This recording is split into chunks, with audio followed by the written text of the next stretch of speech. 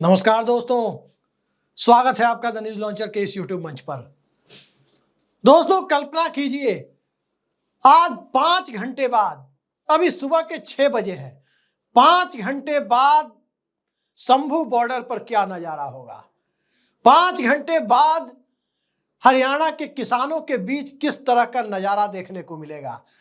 5 घंटे बाद जम्मू कश्मीर में जब लंबे वक्त के बाद उनको भारत के संवैधानिक ढांचे में खुद मुख्तारी का मौका मिल रहा है, तो वहां क्या नजारा होगा।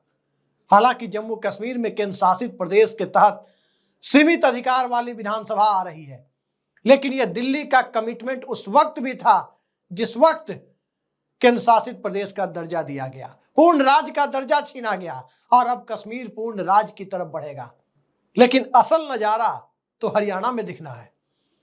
वो राज्य जिसके चुनावी नतीजे की प्रतीक्षा पूरे देश को है, वो राज्य जिसने नरेंद्र मोदी की सरकार को 2020-21 के किसान आंदोलन में नाक में दम करके रख दिया, और उस राज्य ने, जिस राज्य ने नरेंद्र मोदी पर एतबार भी किया तो खुलकर किया, और जब एतबार करना बंद किया तो भी खुलकर किया। और आज 5 घंटे बाद, ठीक 5 घंटे बाद जब आपके सामने करीब करीब ट्रेंड सेट हो सकने की स्थिति होगी, तो अंदाजा लगाइए कि कौन सी परिस्थिति आने वाली है।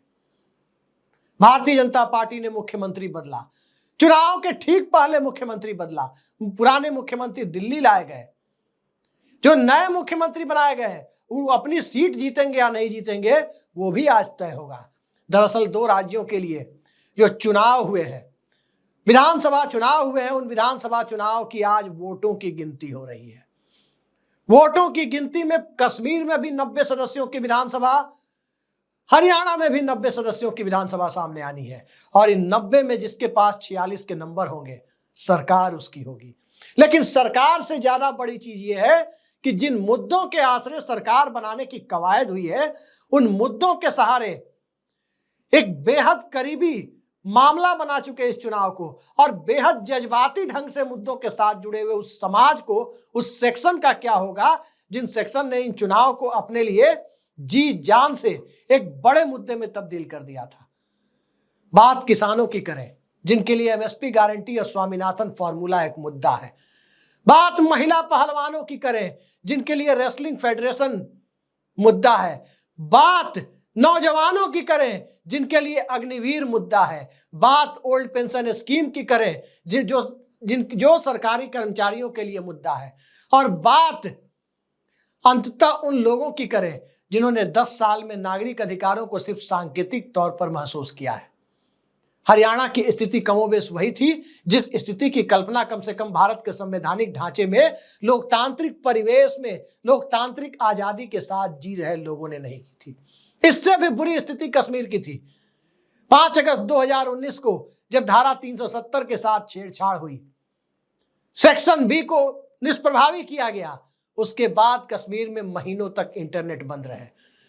पढ़ाई लिखाई कैसे हुई, बाहरी दुनिया के साथ कश्मीर का जुड़ाव कैसे रहा, कहने की जरूरत नहीं है। और जब इस ढंग से सत्ता सिर्फ अपने अट्ठाहस के लिए, लोगों के जज्बातों की अवहेलना करते हुए, अपनी मर्जी की सरकार, अपनी मर्जी की नीतियां, अपनी मर्जी की व्यवस्था और अपनी मर्जी का इकोसिस्टम, पॉलिटिकल इकोसिस्टम थोपने की कोशिश जब करती है, तो वही होता है कि चुनाव को अंतहीन समय तक टालना पड़ता है।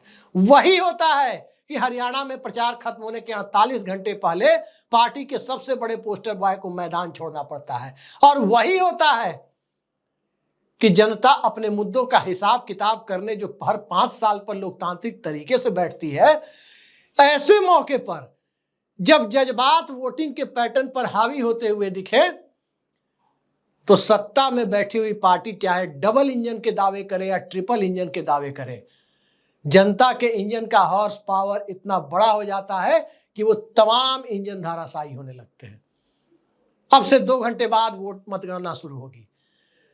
नियम के मुताबिक पहले पोस्टल बैलेट की गिनती होनी चाहिए, लेकिन क्या मौजूदा समय में राजीव कुमार का आयोग इसे फॉलो कराएगा? पोस्टल बैलेट की गिनती पहले हो जाएगी तो आखिरी दौर में कम मुकाबले वाली सीटें, जो कहा जाता है कि आमतौर पर जो भी दल सत्ताधारी होता है उसके पक्ष में चली जाती है, वो परिस्थितियां कैसे बनेंगी। देख लीजिए महाराष्ट्र में क्या हुआ था, एक लोकसभा सीट पर 48 वोट से फैसला हुआ। 2020 का बिहार विधानसभा चुनाव देख लीजिए, एक विधानसभा सीट पर 12 वोटों से फैसला हुआ था। तो चाहे लोकसभा हो या विधानसभा हो, पोस्टल बैलेट की गिनती पहले हो जाती है तो आरोप नहीं लगते हैं। हरियाणा में या कश्मीर में क्या ऐसा होगा? हरियाणा में भारतीय जनता पार्टी की ताकत जीटी रोड पर रही है, वही जीटी रोड जिस जीटी रोड पर कील उगा दी गई। शंभू बॉर्डर पर मौजूद किसानों को दिल्ली तक नहीं पहुंचने दिया गया, रामलीला मैदान तक नहीं पहुंचने दिया गया।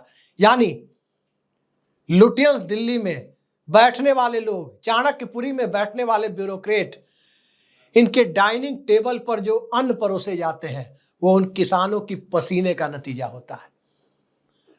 और वही किसान अपने पसीनों की कीमत वसूलने के लिए लोकतांत्रिक तरीके से दिल्ली पहुंचना चाहते थे तो सड़कें में कीले उगाकर उन्हें रोका जाता है, आंसू गैस के माध्यम से रोका जाता है। और इन सब नजारों के उलट बेसब्री से प्रतीक्षा उन्हीं किसानों को है कि क्या दिल्ली बॉर्डर तक किसान दिल्ली का मुंह देख पाएंगे। प्रतीक्षा उन्हें है जो अग्निवीर स्कीम को खत्म कराना चाहते हैं। प्रतीक्षा उन्हें भी है जो इस देश में सरकारी भर्तियों की एक पूरी की पूरी श्रृंखला देखना चाहते हैं। और इन सब से आगे बढ़कर प्रतीक्षा उन लोगों को है जो लोकतांत्रिक व्यवस्था में बदलाव की आहट को लोकतांत्रिक तरीके से इस रूप में महसूस करना चाहते हैं जहां लोकतंत्र में तंत्र के ऊपर लोक हावी हो, न कि लोक के ऊपर तंत्र हावी हो जाए। मौजूदा दौर में जो व्यवस्था, क्या हरियाणा, क्या कश्मीर और क्या देश का कोई दूसरा हिस्सा, अधिकांश जगह आप देखेंगे कि लोकतंत्र में लोक के ऊपर तंत्र हावी हो गया है। तंत्र के ऊपर लोक के हावी होने की परिस्थितियां, जो आदर्श परिस्थिति लोकतंत्र की होती है, कुछ एक राज्यों को छोड़ दे तो कहीं देखने को नहीं मिलती है। आज जनता की हैसियत ये नहीं रही कि सत्ता में बैठे हुए किसी नेता तक वो पहुंच जाए, अपनी बात रख सके, लोकतांत्रिक तरीके से आंदोलन कर सके। और जब वो आंदोलन करेंगे तो कभी खान मार्केट गैंग, कभी खालिस्तानी, कभी मवाली, कभी टुकड़े टुकड़े गैंग, तमाम चीजों से संबोधित किया जाएगा। इंजीनियर रशीद, जमानत अवधि बढ़ी है, लेकिन क्या यह जमानत अवधि बढ़ाने की प्रक्रिया आगे जारी रहेगी या बंद हो जाएगी? फैसला भले ही न्यायालय को करना है, लेकिन न्यायालय के सामने उस फैसले पर ऑब्जेक्शन दर्ज करने, विरोध दर्ज करने या उस फैसले को न्यायालय के विवेक से ही होने देने, इसमें जो प्रभावित करने की कोशिश करने वाली ताकत होती है, उस ताकत का नाम होता है प्रशासन। जम्मू कश्मीर की सत्ता विधानसभा के द्वारा भले ही चली जाएगी राज्य सरकार के पास, लेकिन प्रशासन किसका होगा? प्रशासन एलजी के माध्यम से, लेफ्टिनेंट गवर्नर के माध्यम से, बिल्कुल दिल्ली मॉडल की तरह होगा, जिसमें तमाम बड़े अधिकार किसके पास होंगे? मनोज सिन्हा साहब के पास होंगे, जिनका कश्मीर से कोई लेना देना नहीं है। वो गाजीपुर से चुनाव हारे हैं तो उनका पॉलिटिकल सेटलमेंट वहां किया गया है। तो गाजीपुर में चुनाव हारने वाले व्यक्ति कश्मीर का मुस्तकबिल तय करेंगे चुने हुए जनप्रतिनिधियों के ऊपर, बिल्कुल उसी तरह से जिस तरह से दिल्ली में अरविंद केजरीवाल की सरकार के ऊपर तय किए जाते हैं। तो ये लोकतंत्र का दिलचस्प नजारा जनमत का फैसला आने के बाद भी दिखेगा, और उस रूप में तो और दिखेगा जब फैसले नजदीकी होते हैं। तो 5 लोग जो नॉमिनेट किए जाने हैं, उनका क्या होना है?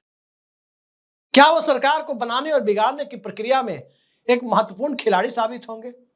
ये सब कुछ आपके सामने कुछ देर में स्पष्ट हो जाएगा कि हरियाणा में जो सरकार बन रही है, क्या वो किसानों को, शंभू बॉर्डर पर मौजूद किसानों के आंखों में चमक लाने के लिए है?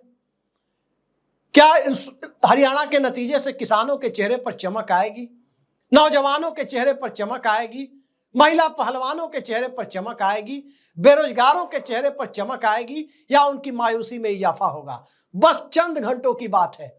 अब से 2 घंटे बाद काउंटिंग शुरू होगी और तकरीबन 2.5-3 घंटे बाद एक स्थापित ट्रेंड आपके सामने होगा। सीधा मुकाबला है, त्रिकोणीय मुकाबले की सूरत इक्का दुक्का सीटों पर है, लेकिन सीधा मुकाबला मोटे तौर पर हरियाणा में भी है और करीब करीब कश्मीर में भी है। कश्मीर में, हालांकि कश्मीर घाटी की स्थिति को देखें तो वहां एनडीए मुकाबले से बाहर है। जम्मू इलाके में मुकाबले में है जम्मू इलाके में कुछ सीटों पर बहुत अच्छा भी कर सकती है भारतीय जनता पार्टी और एनडीए, लेकिन कश्मीर में भारतीय जनता पार्टी और एनडीए को ढूंढने की कोशिश बिल्कुल ही वैसी है जैसे कोई राजस्थान में जाकर तृणमूल कांग्रेस को ढूंढने की कोशिश करे। यह स्थिति बनी हुई है। तो देखिए, लोकतंत्र के महापर्व इन दो राज्यों में तो संपन्न हो गए, लेकिन उसके बाद का महापर्व, जिस महापर्व में जनता अपने मुद्दे को महापर्व के रूप में देखना चाहती है, ये जनमत खुशियां मनाने का मौका उन्हें देते हैं या नहीं। बेसब्री से इंतजार है कि शंभू बॉर्डर से जैसे जैसे इलेक्शन के ट्रेंड आगे बढ़ेंगे, शंभू बॉर्डर से कौन सा नतीजा आपके सामने आता है। तो इंतजार कीजिए, देखते रहिए उस नजारे को, और इंतजार कीजिए कि वो नजारा नरेंद्र मोदी की सत्ता की नींद उड़ाने वाला है, भारतीय जनता पार्टी की नींद उड़ाने वाला है, या इनकी आंखों में चमक बढ़ाने वाला है। दोनों ही परिस्थितियां लोकतंत्र के लिए वाकई एक अलग तरह की तस्वीर उत्पन्न करेंगी। आज के लिए इतना ही। नमस्कार।